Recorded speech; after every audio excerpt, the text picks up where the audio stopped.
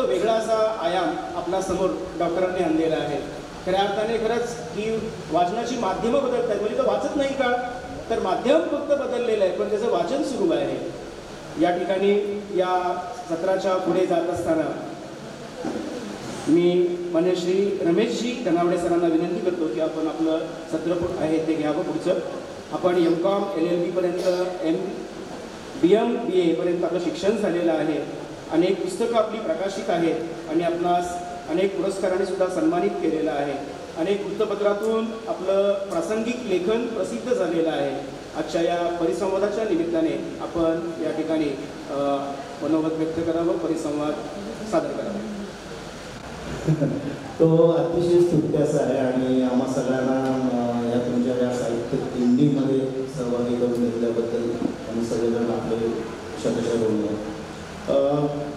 खरं तर तुम्हा सगळ्यांना एकदा धन्यवाद द्यावेसे वाटतात, कारण भोजन झाल्यानंतर तुम्ही न कंटाळता आणि चळवळ न करता ग्रंथालय आणि वाचन चळवळीचे महत्त्व ऐकताय, बघताय आणि चर्चासत्र अनुभवताय, याबद्दल खरंच तुम्हाला जेवढं तुमचं कौतुक करावं तेवढं कमीच आहे.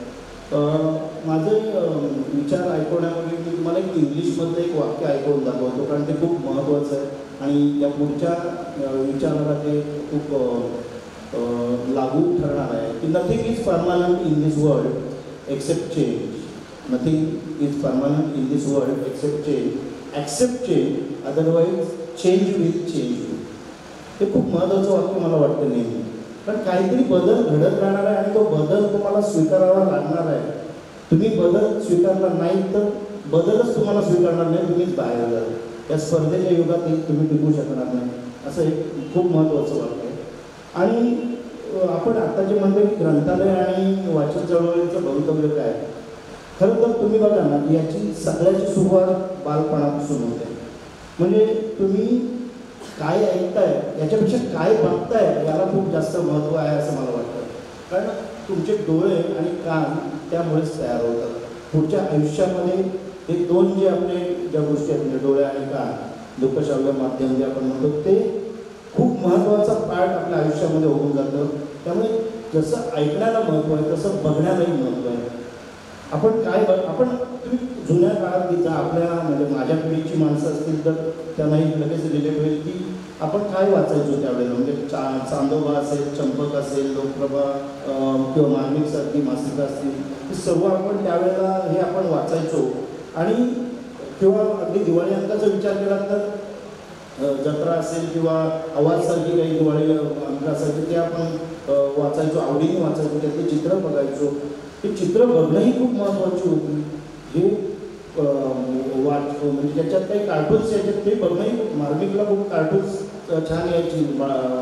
बाळासाहेब ठाकरे खूप चांगले व्यंगचित्रकार होते. त्यांनी काढलेले कार्टून म्हणजे ते काहीतरी निबंध, त्यांनी म्हटलेलं एखादं व्याख्यान होऊ शकेल एवढं ते मार्मिक असायचं. तर ह्या सगळ्याला तेवढंच महत्त्व आहे. त्यामुळे तुम्ही सुरुवातीच्या काळामध्ये काय बघताय हे खूप महत्त्वाचं आहे. अगदी उदाहरण सांगायचं झालं तर आम्ही हायस्कूलला जायचो त्यावेळेला तो कालखंड असेल, फार मोठं घरामध्ये खूप मासिकं येऊन पडायची, वर्तमानपत्र येऊन पडायचे, अशातला काही भाग नाही. मग अशा वेळेला वाचनाची आवड असायची. मग काय करायचं, मग कधी कधी वर्तमानपत्राचा एखादा तुकडा कुठेतरी रस्त्यामध्ये कॉलेज हायस्कूलला जाताना सापडायचा, मग तो वाचला जायचा, अरे याच्यावर काहीतरी वेगळं होतं. किंवा एखादं अर्धवट असणारं पुस्तक, छोटंसं पुस्तक, ते वाचनात यायचं. मग ते अर्ध वाचल्यानंतर कळायचं की अर्धी पानं याची गायब आहे. मग पुढे काय झालं असेल, मग त्याची उत्सुकता असायची. हे सगळ्या गोष्टी आपल्याला खूप महत्त्वाच्या असायच्या आपल्या आयुष्यामध्ये. कारण त्यावेळेला ही आतासारखी मोबाईलची उत्क्रांती झाली नव्हती असं मी म्हणेन.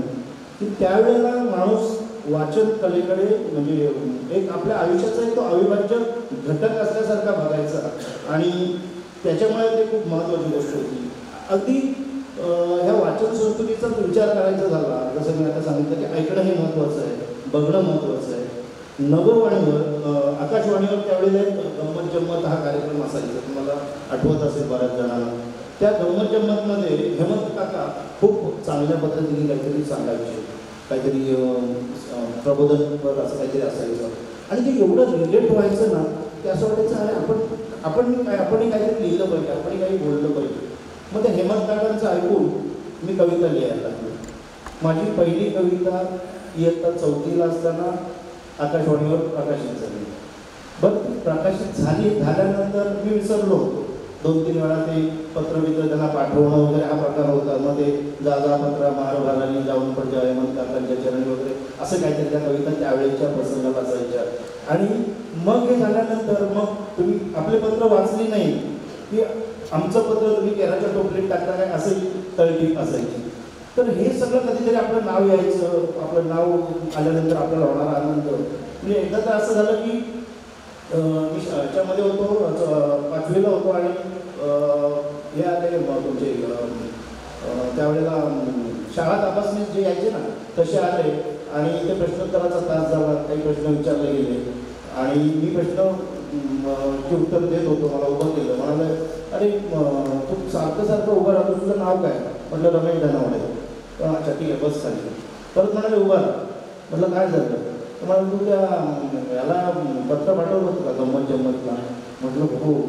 मला आठवलं की मी लिहिलं होतं की तुम्ही आमची पत्र काय केराच्या टोपलीत टाकता का वगैरे असं लिहिलं होतं. मग मी घाबरलो. म्हटलं हो सर लिहिलं होतं. म्हणाले इकडे. मी जवळ गेलो. म्हटलं काय सर काय सर? म्हणाले तू खूप छान लिहितोस, पाठीवर थाप मारली. तर हे पाठीवर थाप मारले की मी आयुष्यात तरी विसरू शकणार नाही. कारण हे दिलेलं हे प्रोत्साहनच आहे आणि त्याच्यामुळेच माणूस घडतो, त्याच्यामुळेच आपल्यासारखा लेखक घडतो. तुमच्यातले जे लेखक आहेत समोर बसलेले, हा मी माझा प्रसंग सांगितला आयुष्यातला. असे प्रसंग तुमच्याही आयुष्यात अनेक आले असतील आणि त्याने तुम्ही घडत गेला असेल. त्यामुळे आपण ऐकण्याला महत्त्व आहे. आपण एखाद्याला शाबासकी देणे ही तेवढीच गरजेची गोष्ट आहे असं मला वाटतं. काही गोष्टी आपल्याला खूप चांगल्या मिळाल्या. म्हणजे अगदी तुम्ही अमीन सायांनी ऐकत होतात त्यावेळेला बहनावर भाईयो असा शब्द आला की आपल्याला खूप बरं वाटायचं. अरे वा अमीन सायांनी बोलत आहेत. किंवा तबस्सूचं फूल केले हे गुलशन आपण ऐकायचो. त्याही वेळेला आपल्याला वाटायचं की अरे खूप चांगल्या पद्धतीने या तबस्सून बोलतात, आपल्याशी संवाद साधतात आणि आपल्याला ते आवडायचं. आपल्या नंतरच्या काळात म्हणजे माझ्या नंतरच्या काळात मी वपू काळे वाचत गेलो, पु ल देशपांडे वाचत गेलो आणि मला वाटायला लागलं अरे आपणही काहीतरी आपण करू शकतो, आपणही लिहू शकतो, आपणही चांगल्या प्रकारे काहीतरी प्रेझेंट करू शकतो. मला ते कुठेतरी कॉन्फिडन्स निर्माण झाला. त्यामुळे वाचन चळवळीची सुरुवात ही अशी बालपणात होती असं मला वाटतं. कारण चांगले विचार, चांगले ऐकणं, चांगले बघूनच माणूस आणि त्याचं मन तयार होत असतं. कथाकथन स्पर्धासारख्या काही स्पर्धा आपण घेतल्या. आमच्या वेळेला आम्ही घ्यायचो. त्यावेळेला आम्ही कॉलेजला असताना आम्ही शाळेतल्या मुलांसाठी घ्यायचो. ह्या स्पर्धा जर आपण घेतल्या तर त्याच्यातूनही त्या मुलाचं ज्याला संस्कारक्षम वय असेल तर त्याच्यामध्ये त्याचा सहभागीपणा वाढतो आणि पुढच्या आयुष्यासाठी त्याला त्याच्या म्हणजे वाचन असेल, लिखाण असेल त्याच्यामध्येही त्याच्या खूप डेव्हलपमेंट्स होऊ शकतात असं मला नेहमी वाटतं. आणि कॉलेज जीवनात झालेले संस्कार तर कायमच महत्त्वाचे असतात. मग तुम्ही एकांकिका किंवा नाटक याच्यामध्येही आपण आपल्या मुलांना भाग घ्यायला सांगायला पाहिजे. त्याच्यामध्ये पारितोषिकं काय मिळतात आणि त्याच्यापासून काय मिळतं हे महत्त्वाचं नाही आहे. तुम्ही भाग घेतल्यानंतर तुम्हाला कळतं आपल्या मुलाला त्याची जी कॉन्फिडन्स लेवल आहे ती नक्कीच त्याची वाढते आणि त्याच्यामधूनच त्याचं व्यक्तिमत्व विकास होत असतं. त्यामुळे तेही व्हायला हवं असं मला वाटतं. दुसरं म्हणजे आपण आत्ता काय करतो, म्हणजे आता काय होतं की आपण मुलाला काय करतो, सुरुवातच कशाने करतो. मुलगा रडतोय, पाळण्यात आहे मुलगा आणि मुलगा रडतोय तर आपण पहिलं काय करतो, पहिल्यांदा खेळणं दाखवायचं ना. वरती चक्र असायचं आणि ते फिरायचं किंवा खेळणं आपण त्याचे बुळबुळा दाखवायचो. आताची पाल्य काय करतात, त्याला मोबाईल दाखवतात, व्हिडिओ दाखवतात. मग हे व्हिडिओ दाखवत आहेत आणि तुम्हाला हे सगळं तो समोर बघतोय आणि मग तो शांत होतोय. तुम्ही शांत होत, तुम्हाला आनंद होतो कारण तो मुलगा व्हिडिओ बघतोय आणि तो थोड्या वेळासाठी शांत झाला आहे. म्हणजे आपल्याला शांतता आहे म्हणून शांतता होती, पण ही त्याची शांतता नंतरच्या काळामध्ये अशांतता असते. कारण तो पुढे तुम्ही आज त्याला जो विचार दिला आहे, आज तुम्हाला तुम्ही जे त्याला दाखवताय तेच तो उद्या करणार आहे. मग नंतर अरे हा मुलगा मोबाईल घेऊन बसतो माझा, हे तुम्ही तक्रार करणार काय? तुम्ही आज जे पेरताय तेच उगवणार आहे. त्यामुळे तसं व्हायला नको. आपण प्रत्येकाने काळजी घ्यायला हवी असं मला वाटतं. आणि नवीन पिढी जी आताची आहे ती वाचन करत नाही, असं तुम्हाला खरंच वाटतं का? मला तरी असं वाटत नाही. नवीन पिढी ही वाचन करते, फक्त तुम्हाला पाहिजे ते वाचन ते करत नाही, त्यांना पाहिजे ते वाचतात. त्याच्यामुळे आपल्याला वाटतं अरे हा वाचतच नाही, तो वाचत असतो. वर्तमानपत्र तो लॅपटॉप घेऊन तिथे वाचतो, तुमचं वर्तमानपत्र घेऊन बसत नाही, पण लॅपटॉपवर वाचतो. जसं किंडल आहे की बुकगंगा.com, ह्या सगळ्या काही त्याला आवडणारी पुस्तकं आहेत. मग भले इंग्लिशमध्ये असू दे, तो वाचत असेल तर त्याला थांबवायला नाही पाहिजे आपण. तो वाचत असेल तर त्याला वाचायला द्यायला पाहिजे, किंवा चांगलं करतोस तू. पुस्तक तुमच्या समोर असलं म्हणून वाचलं आणि ते लॅपटॉपमध्ये वाचलं, काय फरक पडतो? तो वाचतोय ना, मग तो एक विचार आहे, तो विचार करा आहे, तर ते आपण ते ॲक्सेप्ट करायला शिकलं पाहिजे, असं मला नेहमी वाटतं. आणि वाचन कला डेव्हलप करण्यासाठी पुस्तकं विकत घेऊन वाचली पाहिजे, आणि हे खूप महत्त्वाचं आहे. संजय भुसुंडे साहेब एक संजय आमचा मित्र आहे, ते जुना मित्र आहे. माझं आता कवितेच्या सुरुवातून हे पुस्तक ज्यावेळेला प्रकाशित झालं, सुधीरबाईंनी आवर्जून फोन केला, रमेशजी मला पुस्तकं पाठव. आणि त्यांनी 10-15 पुस्तकं माझ्या माहितीप्रमाणे त्यांनी मागून घेतली माझ्याकडून. आणि तिथे महाडला जो कार्यक्रम झाला, त्या कार्यक्रमामध्ये त्यांनी अक्षरवादमध्ये तिथे त्यांनी ती पुस्तकं दिली त्यांनी. आणि एवढं करून म्हटलं पैशासाठी नसेल तरी चालते, नाही म्हणाले पैसे तुझे द्यायला, पैसे त्यांनी पाठवले, हे महत्त्वाचं आहे. पण आपण बऱ्याच वेळेला आपण पुस्तकं विकत घेऊन वाचत नाही, आणि आपली एक अपेक्षा असते की आपलं पुस्तक विकत घेतलं जावं, दुसऱ्याचं पुस्तक आपण विकत घेऊन वाचत नाही, की त्यांनी भेट द्यावं असं आपल्याला वाटतं. तर मी कुठेतरी बदलायला हवं, कारण वाचन संस्कृती जर वाढवायची असेल तर तेही खूप महत्त्वाचं आहे. वाचनालयाच्या बाबतीत जर सांगायचं झालं तर अनेक अशी आपल्या या रायगड जिल्ह्यामध्ये वाचनालय, महाराष्ट्राचा विचार केला तर खूप आहेत, पण रायगड जिल्ह्यामध्येच माझ्या माहितीप्रमाणे 65 वाचनालय आहेत. त्या 65 वाचनालयामध्ये अवघड श्रेणीमधली असणारी ही वाचनालय आहेत. या वाचनालयाचा खूप उपयोग होतो असं मला वाटतं. दरवेळेला तुम्हाला तुमच्या घरातच एखादं पुस्तक मिळेल किंवा एका मित्राकडेच मिळेल असं नसतं. वाचनालयात आपण गेलो पाहिजे, आपल्या मुलांनाही तिथे पाठवण्याचा आपण प्रयत्न केला पाहिजे, त्यांना ती सवय लावली पाहिजे. राधादान असं म्हणत की तिकडे गेले तर नक्कीच ते वाचतील, काहीतरी वाचतील. वाचनालय अशी होती की नागेश कुलकर्णी असतील आता ते मागे कुठेतरी आहेत. नागेश कुलकर्णीने त्याला विचारा, अलिबागमध्ये अनेक कार्यक्रम अलिबाग वाचनालयाने केले, आणि त्या वाचनालयाचे सांस्कृतिक कार्यक्रम एवढे होते. श्रीधर फडके असतील, सुधीर फडके असतील, अनेक गायक तिथे गाऊन गेले, अनेक जणांनी त्यांची कला सादरीकरण केले. मला पुस्तकं मिळत नव्हती, कारण अगदी 150 वर्षापासूनचे कवी सगळे हाताळायचे होते. संत ज्ञानदेव, नामदेव, तुकोबा, गांधी, मीराबाई, कुसुमाग्रज, बागलकोटकर, वाराकांत, जगदीश टेगुरकर, नादोबा पासून आपल्या गुरु ठाकूर आणि संदीप करेपर्यंत कुठून मिळणारे सगळी पुस्तकं. मी लायब्ररीत गेलो तर ₹1.20 पुस्तकं मला मिळायची, आणि त्याच्यामध्ये मग बालकवी सापडायचे, अजून कोणत्याही कुसुमाग्रजांवर लिहिलेलं असायचं, असं सगळं साहित्य तिथे सापडायचं. तर तिथे आपण गेलो पाहिजे, आपल्या मुलांनाही तिथे जायला उद्युक्त केलं पाहिजे असं मला वाटतं. आणि आपले जे वाचनालय आहे त्यांचं भवितव्य वगैरे याच्यावरती काही जास्त बोलणार नाही, कारण आपण आहोत तोपर्यंत हे सगळं राहणार आहे, हे सगळं टिकणार आहे. आणि तुमच्यासारखी माणसं जोपर्यंत इथे आहेत, समाजात आहेत, तोपर्यंत ही चळवळ अशीच कायम फोफावत राहणार आहे. त्यामुळे कोणीही त्याचं म्हणजे अगदी फार मोठा भाऊ करण्याचं कारण नाही की आता भवितव्य काय. भवितव्य आहे ऑलरेडी, सगळ्यांना माहिती आहे. चांगल्या पद्धतीने ह्या समाजामध्ये ही वाचन संस्कृती फोफावणार आहे. आणि मगाशी सांगितलं त्याप्रमाणे पुढचं सगळं व्यवस्थित होत राहील, फक्त आपण पाठीवर थाप मारायला शिकलं पाहिजे. आणि वाचकांच्या प्रतिक्रिया ज्या येतात त्याही महत्त्वाच्या आहेत, त्यांनाही आपण प्रतिसाद दिला पाहिजे. कारण बऱ्याच वेळेला आपण काय करतो की आपण वाचकांच्या आलेल्या प्रतिक्रिया नीटपणे डोळसपणे वाचत नाही, किंवा त्यांना रिस्पॉन्स देत नाही. कारण ते वाचक आहे म्हणून आपण लेखक आहोत, किंवा म्हणून आपण कवी आहोत, किंवा म्हणून आपण नाटककार आहोत. हे सगळ्यांनी, प्रत्येक लेखकांनी याचा विचार केला पाहिजे असं मला वाटतं. आणि तुम्ही जे माझे काही छोटेसे विचार होते तुम्ही शांतपणे ऐकून घेतला, याबद्दल तुम्हाला सगळ्यांना एकदा धन्यवाद व्यक्त करतो. आणि वाचन चळवळीसाठी जे काही विविध उपक्रम महत्त्वाचे आहेत त्यांचा उहापोह आपल्या या परिसंवादामधून आपण केला. धन्यवाद. या पुढील परिसंवादकांना मी विनंती करतो, माननीय विस्तार अधिकारी सौ सुरेखा कामत मॅडम, आपण प्रत्यक्ष शिक्षण क्षेत्रामध्ये सध्या कार्यरत आहात. मी आपणास विनंती करतो की आपलं पुढील संवाद आहे परिसंवाद तो आपण सादर करावा. त्यामुळं मला उशीर झाला तरी मी दिलगिरी व्यक्त करतो आणि सुरू करतो. आजच्या या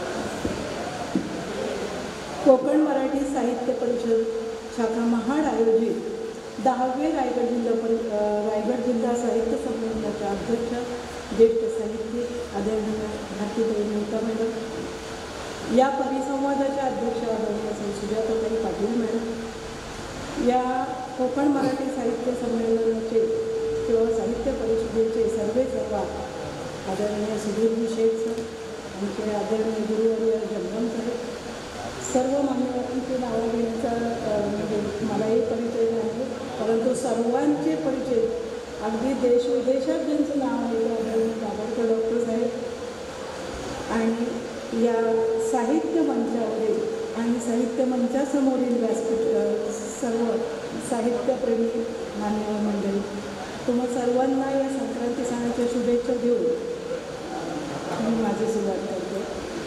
प्रथम आयोजकांचे येतो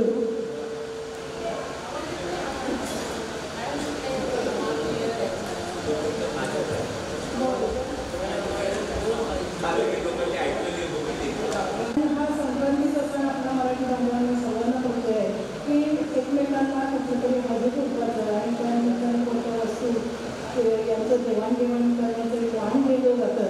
आणि खरोखर या पाताळच्या भूमी या साहित्याचं वैचारिक देवाणघेवाण करण्याचं हे वाण देण्याचं ही जी संधी आम्हाला सर्वांना आपण दिली त्याबद्दल आपण संयोजकांचे आभार मानतो.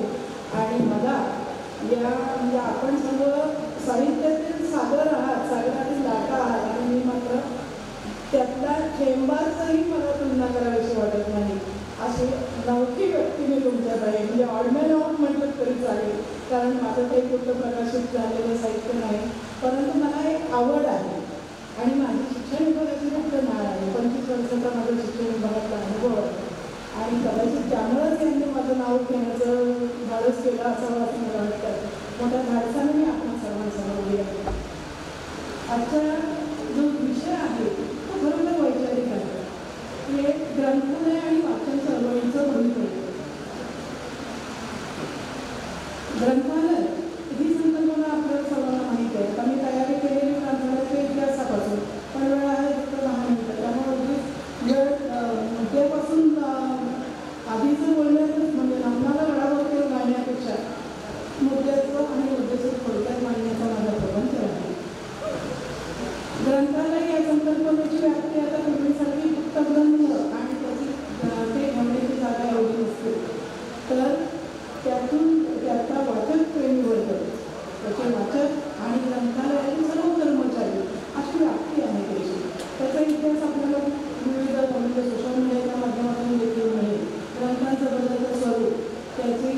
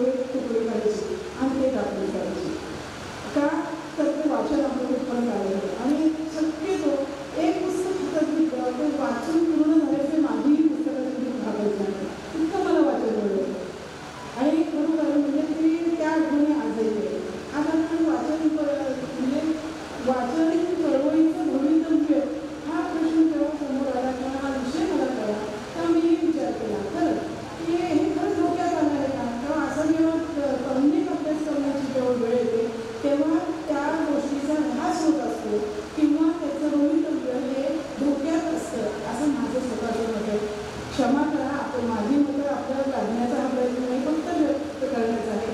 जी मी बोलेन ती माझी स्वतःची मतं आहे, त्याच्याशी आपण सहभागी किंवा सहमत व्हावंच समाजा आग्रह नाही. त्यामुळे कुणाला ते पटलं नाही तर आत्ताच मी त्याबद्दल माफी मागते.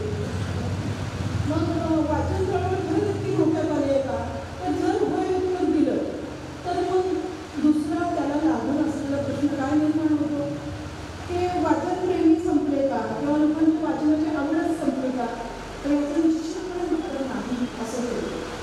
कारण काळाप्रमाणे जशा सुधारणा होत गेल्या तसं आता सोशल मीडियाचं आपल्याला इतका पगडा आहे की त्या आंतरजालाने आपलं पूर्ण जीवनच गुरफटून टाकलेलं आहे. आणि त्यामुळं धोक्यात आले काय तर वाचन चळवळ करण्याची गरज काय, तर ही पुस्तकाची वाचन चळवळ आहे ना ती धोक्यात आली असं मला वाटतं. कारण शेवटी देशाचा अर्थकारणाचाही विचार केला तर कित्येक रोजगार त्यातून निर्माण आहे आणि ते धोक्यात गेलेले आहे.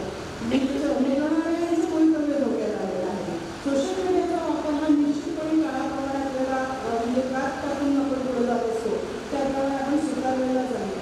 म्हणून तुम्ही लहान मुलांकडे पाहिलं तर अगदी म्हणजे पूर्वीच्या माता मोठा अभ्यासाचाच विषय आहे.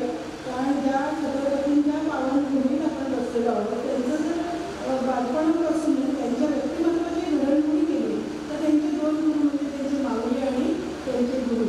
तर जे राजमाता म्हणून दर्जा दिलेला आपला जिजाऊ आईसाहेब आहे त्यांनी काय सुचवलं तर संस्कार घडवले. हे संस्कार कसले होते तर रामाचे कृष्णाच्या गोष्टी सांगून गेले. पण या गोष्टी त्यांना कुठून आल्या? त्यांनी कुठे अभ्यासल्या वाचल्या आणि त्यावेळी पुस्तकं होती म्हणून त्यांच्याकडून आपण ते संस्कार राजांपर्यंत पोहोचले. आणि म्हणजे महाराष्ट्र ज्यांनी घडवला ते राजे जन्माला आले किंवा ते व्यक्तिमत्व विकसित होते. मग आत्ताच्या माऊली बघितल्या तर पाळणा जोजोबाई वगैरे विषय बंद झाले. पूर्ण जरासं करायला लागलं की झालं मोबाईल दिला माझी माऊली मोकळी झाली त्या व्यापाराची. हे कुठं चालू आहे? एक गांभीर्याने विचार करण्याची गोष्ट आहे की ज्या वेळेला म्हणजे आत्ता सुद्धा माझी मुलगी 12वी आहे, मला सुद्धा आजही पाळणे पाठ आहे आणि कितीतरी आपण गोष्टी म्हणतो गाणी गातो. शिक्षक किंवा इतर म्हणजे वाचकप्रेमी आपण सर्वच आहात. तर यांच्या पलीकडे किती जण गोष्टी सांगू शकतात, किती माऊली गोष्टी सांगू शकतात आपल्या मुलांना. हे कुठंतरी लोक काय पावतंय तर हे संस्कार लोक पावतोय. आज आपण लहान मुलांना मोबाईल देतोय. आई जेवण मिळवताना सुद्धा ते पोरगं बघतंय ते काय खातंय, त्यात काय म्हणजे कचरा आहे, एखादा खडा आहे ते पण जेवण पिळतंय आणि करायला ती माऊली पाणी देते. ह्याचं कारण काय? कारण तिच्याकडे गोष्टींचा खजिना कमी झाला. तिचे कारण त्याची मागची कारणं वेगळी असतील, तिच्या कामाचं स्वरूप बदलत असेल, तिला वेळच मिळत नाही. पण नेहमीची आपली सगळ्यांची तक्रार एकच आहे. आपण मुलांनाही विचारलं की पुस्तकं वाचतात मला वेळच मिळत नाही. मी माझा वेळ आजही होते आणि म्हणून मला प्रश्न एवढा वाढला आहे. म्हणजे जसं सोशल मीडियाला आपण आपलेपणाने स्वीकारलेलं आहे पण त्याचे धोके पण तितकेच आपल्याला शरीरावर परिणाम करत आहे. कारण चष्मा काढून मला वाचताच येत नाही म्हणून पहिलं हे हा दागिना पहिला लावा बाकी मला म्हणजे विसरलं तरी चालेल. ही परिस्थिती आहे आणि हे परिणाम दूर जाणे आहे. म्हणूनच कुठेतरी पुस्तकाची वाचन चळवळ आहे ना ती पुन्हा आपल्याला पुनरुज्जीवित करावी लागते. सोशल मीडियाचा पगडा आहे त्याचा आपल्याला फायदे आहे की कुठेही कधीही कुठे कसलेही कोणतेही कितीही प्रमाणात आपल्याला साहित्य किंवा अभ्यासासाठी मुद्दे अभ्यासाला मिळतात, पुस्तकं वाचायला मिळतात. पण त्यालाही कुठेतरी मर्यादा आहे. कंटिन्यू एक पुस्तक आपण एखादी कादंबरी घेतली किंवा जन्मविचार विनोदी साहित्य घेतलं, विनोद वगैरे आपल्याला करमणुकीच्या कंटाळेच्या वेळेस वाचायला करतात. मग त्यावेळी वाचलं तर पुस्तक पुढे होईपर्यंत आपल्याला ठेवावंच वाटत नाही. पण ते जर आपण मोबाईलवर किंवा कम्प्युटरवर वाचत राहिलो तर अगदी मातीतून कळा यायला लागतात. म्हणजे ते शरीर आपल्याला दाखवतं की बास तुझं लिमिट संपलं. हे डोळे पाणी वाहून लागतात म्हणजे बास कुठंतरी थांब बाबा. म्हणजे कुठंतरी लिमिट्स आहे. हे अडथळे आहेत आणि हे अडथळे जर आपल्याला दूर करायचे तर तिथं आपल्याला मोठी पुस्तकं जी आहेत ती अंगी आपलं पाहिजे. म्हणजे जुनं जे सोनं तेच कंटाळून कसं असं नाही तर नाविन्याचं जरा नवीन अंगीकारा पण त्याच्याबरोबरच पुस्तकं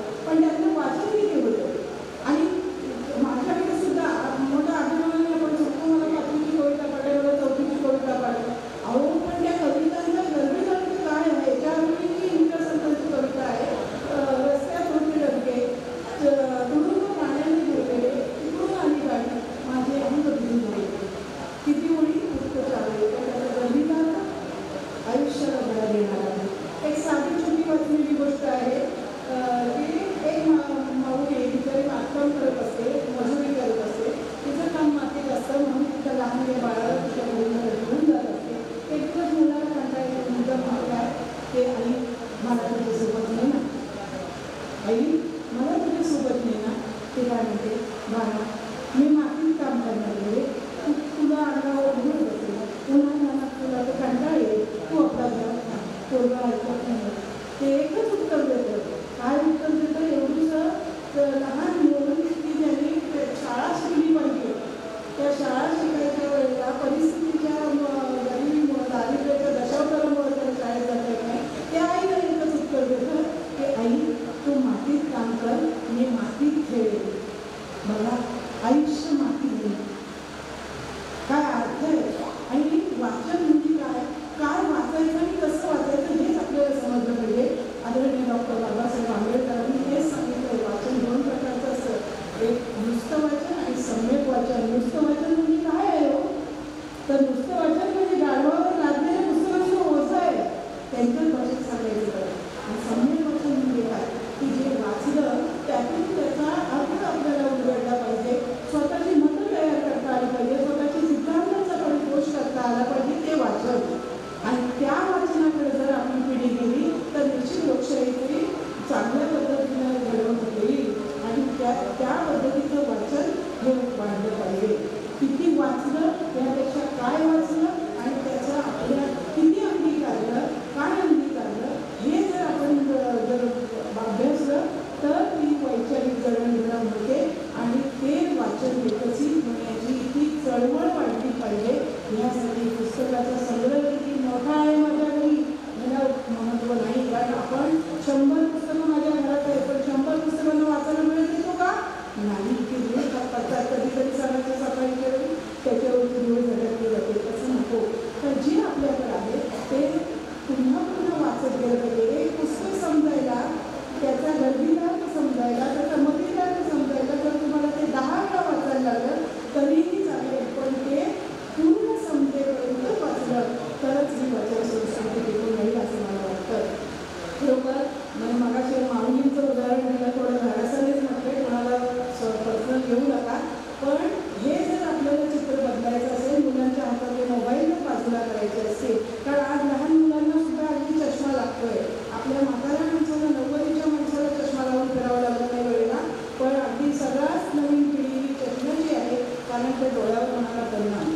आता त्याचा अभ्यास करायला डॉक्टर आहे, प्रत्येक पालक जागृत आहे. मात्र जर त्या अंगणवाडी हे केंद्र आहे मुलांसाठी, सनदा माता बरोबर महिला यांना खाऊ देण्याचं हे केंद्र आहे, तर ते केवळ खाऊ पुरतं मर्यादित राहू नये, तर त्यात 1 तास त्या महिलांना बसवावं आणि त्यांना वाचनाचं वेळ द्यावा, त्यासाठी पुस्तकं सादर करावी, जेणेकरून त्या मुलांना गर्भसंस्कार सुद्धा होतील आणि त्या मातांचा म्हणजे मुलांची गप्पा मारण्याचा संग्रह वाढेल असं मला वाटतं. की ही अगदी प्री प्रायमरी स्टेजपासून सुरुवात असावी, ह्यासाठी माझी तळमळ आहे. शाळांतून सुद्धा आम्ही बड्डेच्या निमित्तानं चॉकलेट गोळ्यांना वाटतं, एक पुस्तक द्या हे आवाहन करतो आणि त्या पुस्तकाचा अर्थ मुलांना लिहून काढावा आणि कायमस्वरूपी लक्षात ठेवा, ह्यासाठी आमच्या तळमळीचे प्रयत्न आहेत.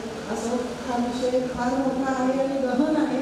माझ्या परीने मी थोडक्यात वाचन चळवळ नेमकी कशी असावी हे सांगण्याचा प्रयत्न केला आहे. माझे विचार जर पटले नसतील तर पुनश्च एकदा दिल्ली व्यक्त करते. आणि एवढ्या महासागरात म्हणजे ज्ञानाच्या आणि साहित्याच्या सागरात लोटून गेल्यासारखं मी पण एक धडपडत चालपड काढले होते. मला सहन केलं त्याबद्दल पुन्हा एकदा आरोग्यकांचे आपले आभार मानते. धन्यवाद. हे जे आपले महत्त्वाचे मुद्दे आहेत ते निश्चितपणे दिशा देणारे असे आहेत. या परिसंवादातील सर्व मान्यवरांनी आपली मतं, आपला परिसंवाद या ठिकाणी सादर केलेला आहे. गुड मॉर्निंग, सुप्रभात.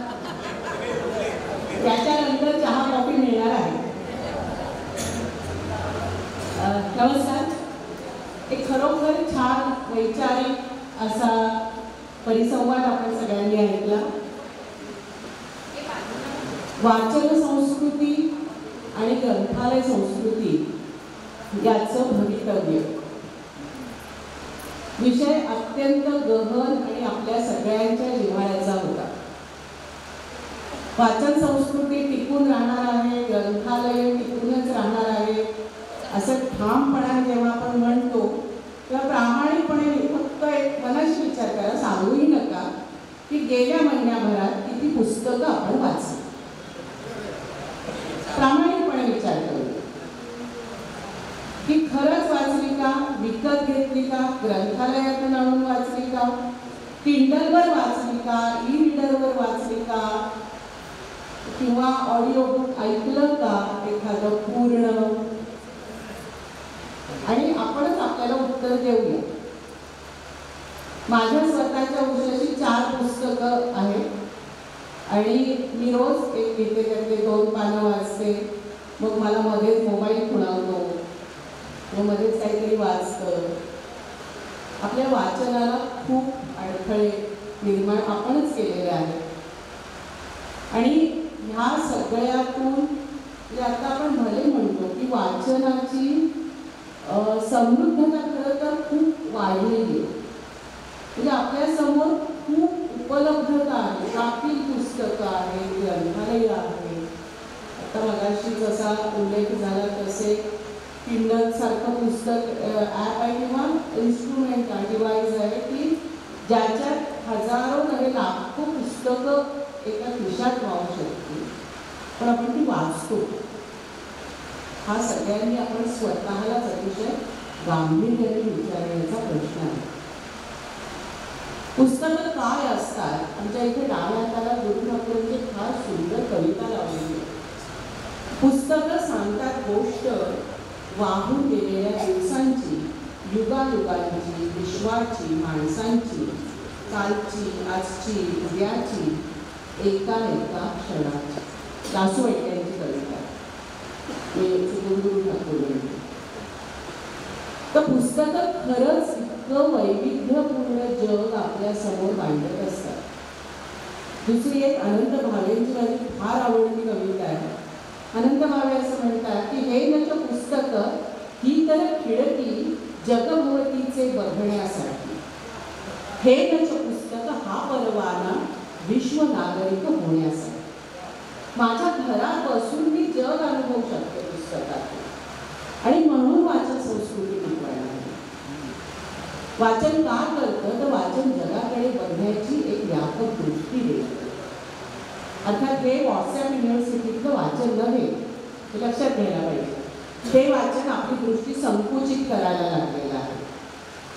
आणि म्हणून मगाशी इथे 2-3 वक्त्यांनी जो मुद्दा मांडला की किती वाचतो, याच्यापेक्षा काय वाचतो आणि त्याच्यावर आपण स्वतः चिंतन मनन करून नंतर लेखन करतो का, हा प्रश्न मला स्वतःला सुद्धा विचारतो. खरं सांगायचं लेखनाचं सुद्धा आजकाल म्हणजे बऱ्याच वेळा वर्तमानपत्रांच्या पुरवण्यांमध्ये जेव्हा लेख वाचतो त्याच्यानंतर कोणीतरी सांगतं की अरे मी हा लेख अमुक तमुक सोशल मीडिया प्लॅटफॉर्मवर दिला होता, त्यातलं कॉपी पेस्ट करूनच इथे छापलेलं आहे. अशी कित्येक पुस्तकं सुद्धा बघायला मिळते की कुठून तरी कॉपी पेस्ट करून लिहिलेलं आहे, छापलेलं आहे. त्यामुळे वाचन आणि ग्रंथालय चळवळ ह्या 2 गोष्टी जर आपल्याला जिवंत ठेवायच्या असतील तर पहिली गोष्ट म्हणजे आपण आपल्या भाषेचा आदर करायला पाहिजे. मला वाटतं इंग्रजी ही ज्ञानाची भाषा आहे आपण म्हणतो. दुर्दैवाने आपण ते ज्ञान आपल्या मातृभाषांमध्ये आणलेलं नाही, आणू शकलेलो नाही आज तागायत. आणि म्हणून आपण मागे पडतो आहोत. ही सुद्धा तितकीच महत्त्वाची गोष्ट आहे. इंग्रजी ही ज्ञानभाषा आहे म्हणून इंग्रजी माध्यमात ज्यांची मुलं शिकतात ती मुलं इंग्रजीतलं ज्याला ज्ञान म्हणता येईल असं तरी किती वाचतात, हा सुद्धा प्रश्नच आहे. म्हणजे इंग्रजी लिटरेचर ज्याला म्हणता येईल असं एक तरी पुस्तक मुलांनी वाचलेलं असतं का? नसतं. म्हणजे मातृभाषेची धड ओळख नाही. धड इंग्रजी ज्ञानाची भाषा म्हटलं तर त्यातून ज्ञान नाही मिळवलं जात, त्यातून फक्त अभ्यासाची भोकमपट्टी होती. आणि म्हणून आपली वाचन संस्कृती आणि आपली ग्रंथालय संस्कृती ह्याचं भवितव्य कोणाला किती कटू वाटलं तरी मला स्वतःला फार आशादायक वाटत नाही. दुसरी सगळ्यात महत्त्वाची गोष्ट म्हणजे आपल्या मराठीने बालवाङ्मयाकडे केलेलं अक्षम्य दुर्लक्ष ही आपली वाचन संस्कृती ह्रास होत जाण्याची अत्यंत महत्त्वाची गोष्ट आहे. आपलं बालसाहित्य कुठे थांबतं? काहीतरी जादूचा पंखा, वाजणारा शंख, पर्या, राजकुमार किंवा दुसरं टोक म्हणजे बोधकथा. म्हणजे बालसाहित्य म्हणजे की त्याच्याखाली तात्पर्य लिहिलंच पाहिजे, ही एक भयंकर घाई आणि अर्ज आहे आमच्या सगळ्या बालसाहित्यिकांना. तर बालसाहित्य हे त्याच्या पलीकडे फार वेगळं आहे. बालसाहित्य मुलांच्या मनाला, मुलांच्या भावनेला आवाहन करणारं पाहिजे, तर ते पुस्तक मुलांना हातात घ्यावंसं वाटतं. आणि जेव्हा बालसाहित्याचा विचार आपण करतो तेव्हा त्यातल्या आशयाचा विचार केला पाहिजे, त्यातल्या दृश्य सगळ्या ज्या गोष्टी आहेत त्याचा विचार करायला पाहिजे, त्यातल्या चित्रांचा विचार करायला पाहिजे, ते ज्या कागदावर छापलं जातं त्या कागदाच्या प्रतीचा विचार करायला पाहिजे. एवढा सगळा विचार जर बालसाहित्याच्या बाबतीत झाला, असं सुंदर पुस्तक जेव्हा मुलांच्या समोर येतं तेव्हा मी सांगते, मी स्वतः शिक्षिका आहे, मुलं अत्यंत आवडीने पुस्तकं वाचतात. जे मेहता प्रकाशननी एक इंग्रजीतले पुस्तक आहे, फ्रँकलिन नावाची सिरीज एक खूप सुंदर त्याचं भाषांतर करून गेले. मी आतापर्यंत माझ्या शाळेत 5-6 सेट्स आणले, कारण हाताळून हटली पुस्तक. राजीव आंबेची पुस्तक आहे. नवीन आता फारुख काझी म्हणून माझे मित्र आहेत, ते लिहितात बालसाहित्य. जर वाचन संस्कृती वाढवायची असेल ना तर आपल्याला बालसाहित्याकडे लक्ष देणं फार गरजेचं आहे. पण बालसाहित्याची आपली व्याख्या इतकी तोकडी आहे की आपल्याला कुठेतरी तलाट, काकाला काका, मामाला मामा जोडलं, आई बाबा दादा ताई वगैरे असं काहीतरी बाहुली चिऊ काऊ एवढ्यावर बालसाहित्य थांबत नाही. बालसाहित्य ही फार व्यापक संकल्पना आहे आणि ज्याच्या जगभरात अतिशय उत्तम आणि सुंदर प्रयोग चालू. मराठीतली वाचन संस्कृती रुजवायची आणि टिकवायची असेल ना तर मराठीने बालसाहित्यावर भर दिला पाहिजे. शासनाने स्वतःच्या खर्चाने, मुस्कुटेच्या तुम्ही इथे आहात माझ्या म्हणणं कोणाच्या तरी कानावर मला संबंधित त्यांच्या, की अतिशय सबसिडाईज रेटमध्ये अत्यंत चांगली दर्जेदार मराठी बालसाहित्याची पुस्तकं आपण मुलांच्या हातात दिली पाहिजे. शासकीय माध्यमातून जी पुस्तकं दिली जातात की मी मगाशी म्हटलं तसं ती सगळी पुस्तकं ही तात्पर्य, बोधकथा किंवा थोडा मोठ्यांची चरित्र इथपर्यंतच येऊन थांबतात, जी वाचण्याचा मुलांना अतिशय कंटाळा येतो. आपल्याला भले वाटत असेल की मुलांनी ती चरित्र वाचली पाहिजे, त्याच्यावर उत्तम संस्कार होतील, तसं काहीही होत नाही. हे मी शिक्षिका म्हणून अत्यंत प्रामाणिकपणे सांगू इच्छिते.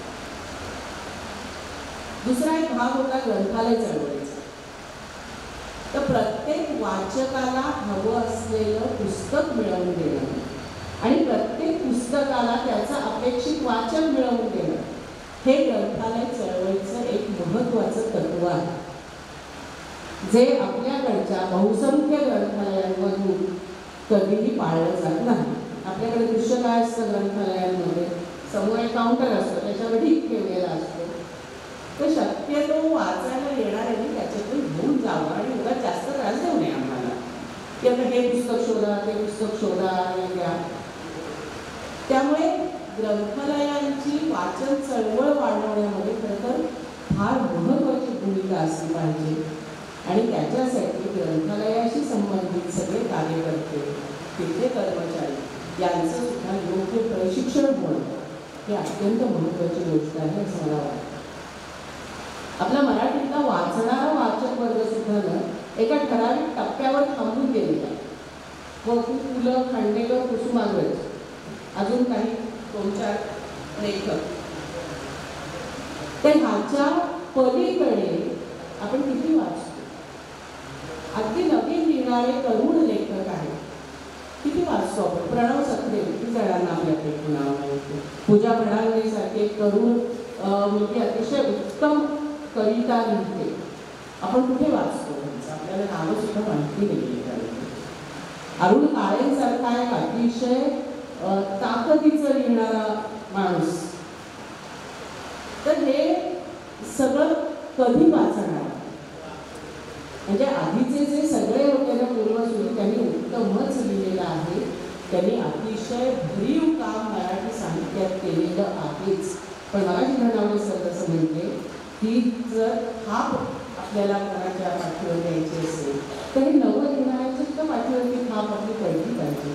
त्यांची पुस्तकं आपण विकत घेऊन वाचली पाहिजे, तर ही वाचन चळवळ पुढे चालू राहील.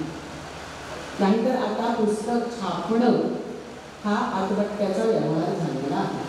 पुस्तकांच्या प्रिंटिंगच्या किमती आणि त्याची एकूण सगळी विपणन व्यवस्था हा प्रचंड कटकटीचा आणि प्रचंड खर्चाचा विषय आहे. दुसरीकडे मला स्वतःला हल्ली असं वाटायला लागलं की एका दृष्टीने ई बुक्स किंवा डिजिटल बुक्स ही जी सगळी संकल्पना आहे ती थोडीशी मला पर्यावरणप्रेमी सुद्धा वाटते. की आपण छापून कागद किती वाया घालवतो, त्याच्यासाठी किती झाडं तोडतो. तर मध्ये एक अशाची कविता वाचली होती की मला कविता सुचली पण मी ती छापली नाही आणि मी एक झाड वाचलं, अशा अर्थाची एक कविता वाचली. आणि म्हणून दाभोळकर डॉक्टर जे म्हणले ते मला त्याही दृष्टीने कदाचित पटतं की या नव्या माध्यमांकडे सुद्धा वळलं पाहिजे. पण असं करत असताना माझ्यातली पारंपरिक वाचक पण एकीकडे म्हणते की मला तर पुस्तकाचा फील पाहिजे, मला हातात पुस्तक वाचलं पाहिजे. आणि लहान मुलांच्या बाबतीत तर आपण सगळे अगदी त्यांच्या स्क्रीन टाईम वाढवण्याच्या बाबतीत अतिशय काटेकोर असलं पाहिजे. आणि म्हणून 12 वर्षाच्या मुलांच्या पर्यंत तर हातात पुस्तकचं दिलं पाहिजे. आणि तर आपण वाचन चळवळ टिकवू, आपण ग्रंथालय टिकवू, अनेक गोष्टी मुलांसाठी करता येतील. म्हणजे अगदी अनेकांना वाटतं की मुलांच्या वाचनाची सुरुवात कधी होते तर ती मुलं शाळेत गेल्यावर. मी स्वतः म्हणते मुलांच्या वाचनाची सुरुवात कधी होते तर ज्या दिवशी मुलाची नजर स्थिर व्हायला सुरुवात होते. पुस्तक दाखवणं, मुलांना त्या पुस्तकातून काहीतरी वाचायचं असतं हे आपण वाचून दाखवणं. त्याच्यासाठी आम्ही एक शाळेत सहयोगी वाचन असा एक भाग दिला. मोठी पुस्तकं असतात, आपण त्याच्यावर बोट ठेवायचं, मुलांना वाटतं आपणच वाचतो. आणि हा आनंद असतो की अक्षरवाचन असताना सुद्धा मी वाचते काहीतरी किंवा मी वाचतोय काहीतरी. ह्या छोट्या छोट्या गोष्टी आहेत. फार मोठे आकाशाला गवसणी घालण्याआधी मुळापासून सुरुवात केली तर आपण वाचन चळवळ जे सुधीरभाई करतायत आज पुस्तक बागेमध्ये मुलांच्या समोर पुस्तकं दिसू दे. आपण पालक सुद्धा आणलेली पुस्तकं जपून ठेवतात. म्हणजे पुस्तकं नवी बोली राहिली पाहिजे. हा अट्टाहास हा वाचनाच्या आवडीमधला सगळ्यात मोठा अडथळा आहे. पुस्तक जितकं हाताळलं जाईल, पुस्तक जितकं फाटेल तितकं ते मुलांना जवळचं वाटायला लागतं, ते आपलं हक्काचं आहे हे वाटायला लागतं. आणि म्हणून वाचन संस्कृतीचा किंवा ग्रंथालय चळवळीचा भावी कार्यकर्ता तयार करायचा असेल, भावी वाचक तयार करायचं असेल तर मराठीत तरी आपल्याला बालसाहित्यावर प्रचंड काम करायला पाहिजे.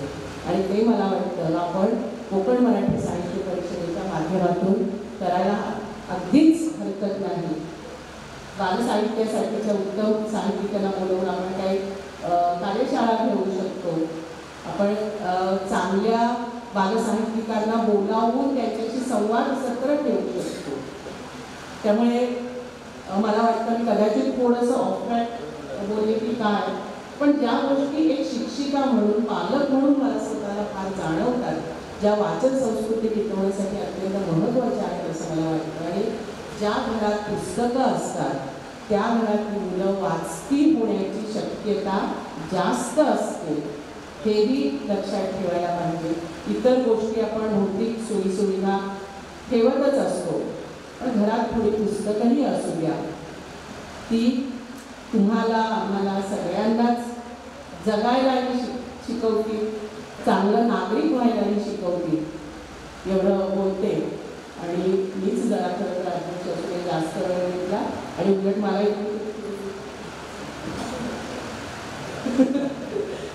तर म्हणून मी थोडंसं पुढे थांबले. आपण सगळ्यांनीच या परिसंवादामधल्या सगळ्या वक्त्यांचे विचार मनापासून ऐकून घेतले, सगळ्यांना दाद दिली. आणि हा विषय इथेच थांबू नये, इथून सुरुवात झाली या विषयाची असं मला मनापासून वाटतं. आपण कोकण मराठी साहित्य परिषदेच्या माध्यमातून या विषयाला नक्की सुरुवात करूया. आणि आपल्या सगळ्यांच्या समोर हा एक विचार मांडून मी थांबते. धन्यवाद. म्हणजे अध्यक्षीय मनोगतातून आपण या परिसंवादाचा जो काही समारोप केला आहे, वेगवेगळ्या विविध पद्धतीच्या बाजू या ठिकाणी निश्चितपणे ही जी सर्व सत्र आहे हे भविष्याला एक आकार देणारं आपल्यापासून सुरू होईल. जे सूर या ठिकाणी होतं ती स्वतःपासून सुरुवात करा म्हणजे जग आपोआप बदलेल.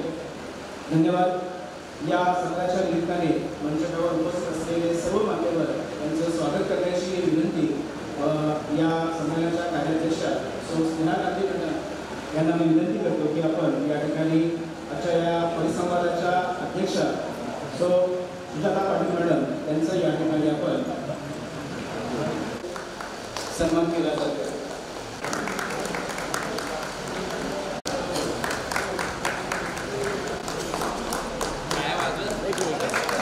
सर